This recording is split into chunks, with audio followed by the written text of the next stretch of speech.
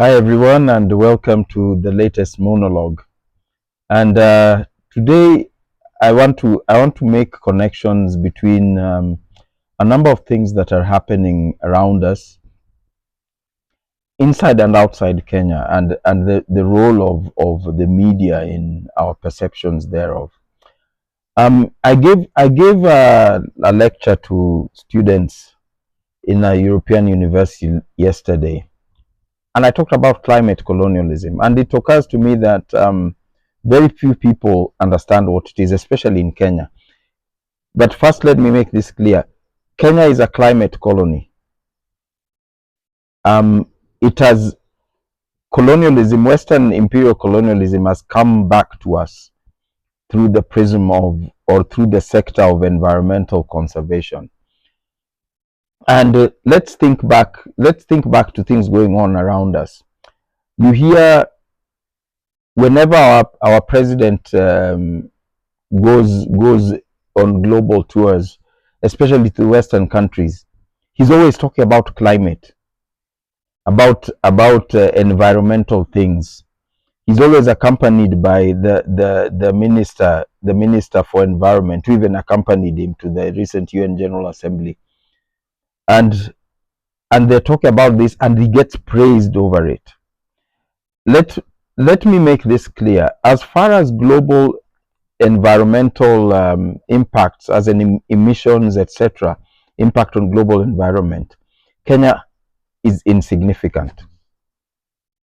If the world is a buffalo, Kenya would, and environmental damages, parasites, Kenya would be a tick on the hoof of the hind leg somewhere, hanging on.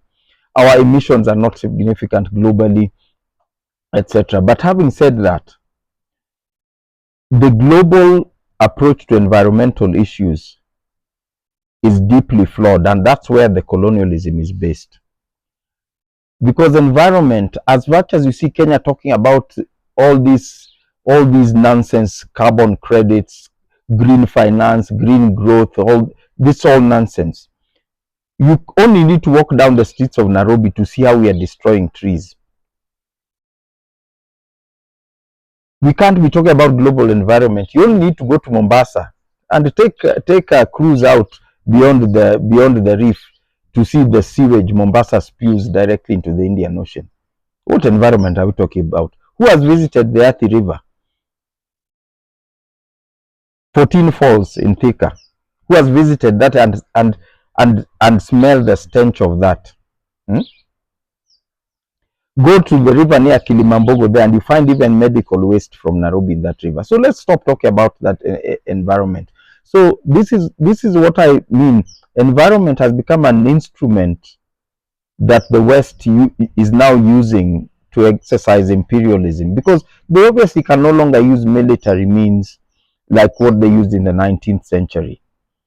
And that's why a country that spews more emissions in one day than we have produced in a century comes to tell us about environment.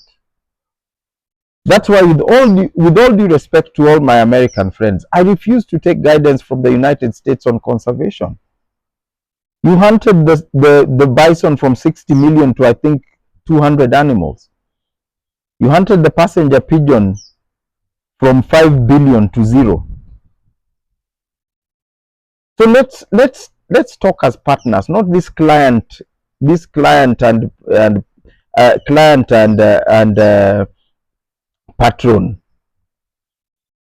patron relationship that you are trying to impose. That's the definition of climate colonialism. So let's get away from that.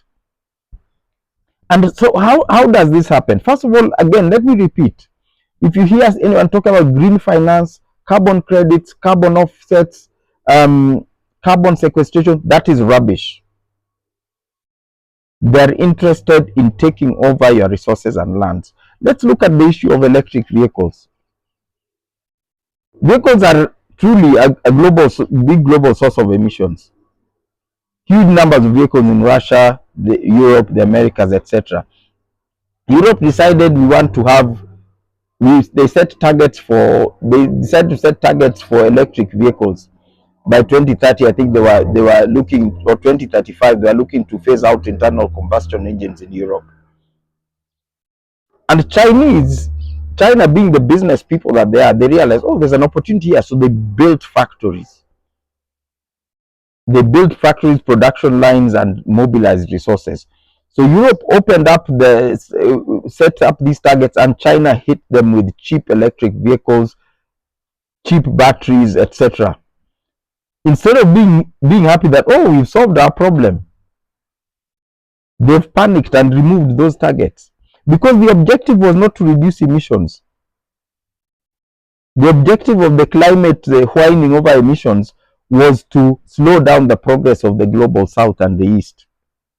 And they found out that, oh, the east is going to overtake us using our own electric vehicle targets, which, by the way, are manufactured in Chinese factories that are powered by Australian coal. Then, so they suddenly rolled back those targets. So the objective was colonial, not environmental. It's very important that we understand this. The objective was colonial, not environmental. So as far as environment is concerned, environment is local.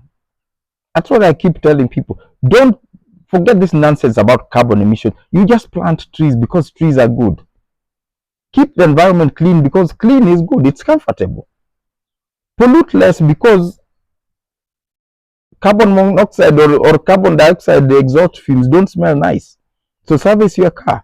The car functions better when it's serviced, if it's an internal combustion engine. They can bring electric vehicles here and put them there in the market. Those who choose to use them can use them, or choose to buy them can buy them. But don't, when you find the imposition,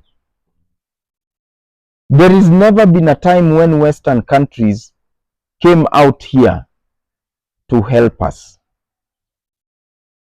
The objective is capitalist, acquisitive, extractive. Colonialism was not a political exercise. Colonialism was a capitalist exercise. So when they come here, we need to partner with them and see what we can get out of it. Not accept that they've come to help us. That's why you find startups. And I've always said a startup is a Trojan horse that serves a certain agenda. A startup is never a commercial thing. There's no reason why a government or an NGO or an embassy or whatever sponsors a business unless it's got a strategic aim. Why can't we learn this simple thing?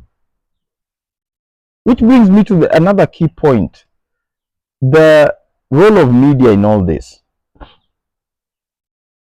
I grew up in an era when media was sort of an instrument of freedom. Kenya was pretty much a police state in the latter stages of the 20th century. And media is where we'd see freedom, or look for or find freedom to know what's going on. Fast forward to now, media is a handcuff. It's an integral part of this jail we find ourselves in. And let me explain it this way. Media stopped aiming to tell people what's going on or inform people. Media became an instrument to tell the wealthy and powerful what they want to hear so that they can give money to that said media. We have seen even how government of Kenya manipulates our media through government advertising contracts. How we've been reduced to a point where reporters or media personalities, their ultimate aim is to get a job in the State House Information Office or as an information officer for a ministry and all that, and earn a good salary for spewing whatever that those particular offices put out. So you don't want to annoy the powers that be. Media became prostitution.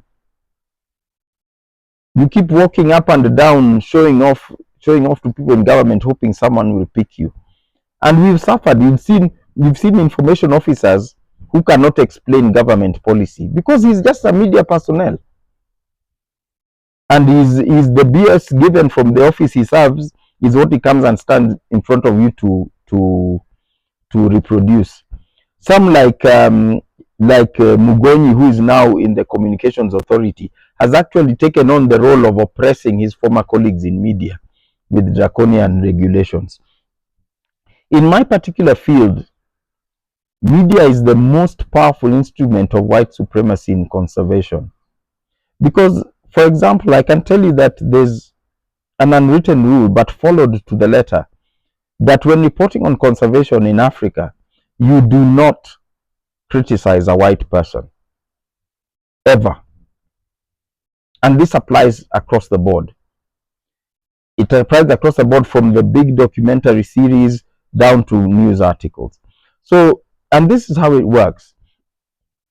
When you see these people, so many of these white saviors who've come, he once dedicated his life to saving aardvarks or bush pigs or something, and he's glorified, obviously, because it's still thought that the biggest sacrifice one can make in Europe is to go and live in Africa, or in America is to go and live in Africa and help. Media persons come here from Western media. They come and report on this wonderful romantic story of this guy who's dedicated his life to save aardvarks, and the aardvarks would be all gone without him because the black people would have eaten them all or something like that. And then, because there have been problems reported by people like myself about conservation projects and disenfranchisement of locals, they need to cleanse that. They need to cleanse the reputation of these people. So after reporting on all that, then they decided to call Mordecai by phone and say, "Oh, I'm a journalist from whatever outlet, and I'd like to talk to you about this." At first, I used to think this is a good opportunity to give my views, but I realized that I'm being used as a cleanse, and this is how they report firsthand on what the aardvark savior is doing. But on the problems, they report secondhand. But Mordecai says, so they will never go to Samburu or Masai Mara and all that, or Amboseli, to report on the disenfranchisement that's happening there. The disenfranchisement is reported on secondhand, as Mordecai is saying this. So over the years, it gets to a point like, oh, this guy he's got a personal problem, because they keep coming to the same person to get those reports. So I stopped talking to them. Some, like Reuters, are even worse, because they just prostitute your views. You give them your views and they'll go and sell it. They can't even tell you where it will be reported or what context. And they're still surprised. The other day, a Reuters, a week ago or so ago, a Reuters journalist got in touch with me, and I just told him, no, I don't talk to Reuters. And the shock was palpable. We were talking on the phone, and I didn't care to explain why. But this is what we must watch out for. The media have become prostitutes and imposters at all levels, and that's why we have to be careful with we must consume more and more, as in a wider variety of media, be it blogs, podcasts, YouTube videos, even, to get the real picture. I mean, a friend of mine, there was a recent literary event where a friend of mine was shocked. She was put on stage in a panel to talk about a book, and she was shocked that the moderator had never read her book. And it was sad, but I couldn't help laughing, because this friend of mine really had high expectations, and she didn't realize that media, and we've become empty. We are all imposters. In the literary world, in Kenya, you have printers posing as publishers,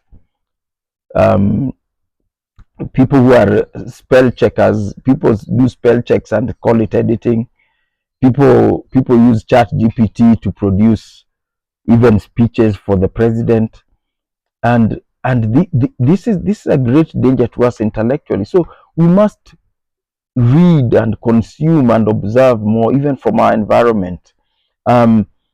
Even if you're talking about your child, when you're wondering about the quality of the education system, is your child coming from school happy? Does he look like he's progressing well? What is a more accurate reflection? What's going on with your child, or what the whichever idiot is in charge of communication at Ministry of Education says? This is the issue we have to talk about, because you have to realize that this is about the world, how the world functions today. The issue of the white savior or Tarzan complex, as I call it, why does it still sell so much? Why is there still people financing a journalist to come from the US to come and report rubbish about Kenya, or to come and report that some fellow in Samburu is dedicating his life to save advox from the Samburu people?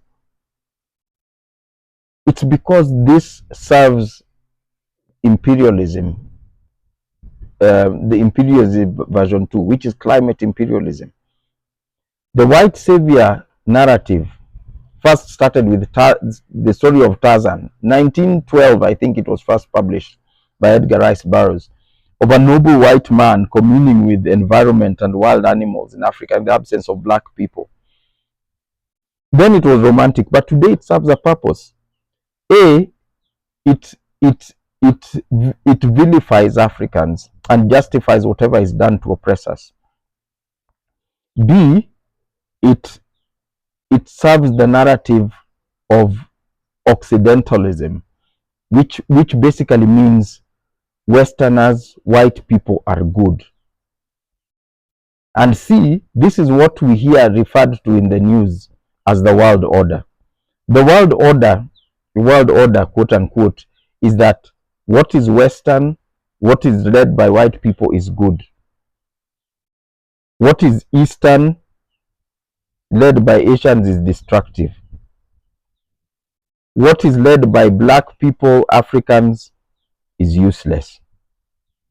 That's the world order today. And that's the order that the media has manipulated us into accepting. That's why Kenya government wants to be praised by Western governments for their non-existent environmental prowess, while they wouldn't care if I complained about pollution in the river here. They don't care about trees in Nairobi, but they care about getting awards from New York. That is what the media is doing to us. So we need to let's take a critical look around us. And if you think way back, our forefathers would predict the rains by the presence of certain birds, the presence of certain insects, the behavior of certain animals, the flowering of certain plants. We won't all go back to that, but that shows how important it is to observe our environment, natural environment and human environment. This reliance on media that is prostituting itself is what's even causing problems for our politicians now. We can see politicians in Kenya who seem bizarrely have no idea what's going on the streets. They can't even read the mood of their constituents. It's because they're listening to the media that's praising them, hoping to be handed out some crumbs. So have an observant time. Just be observant. Observe people on the street. Observe the flowers in your garden, the birds, what's going on. That thing you call gut feeling that we lost trust for. A lot of times it's an indicator of something that's really going on. And it's a spiritual way of being.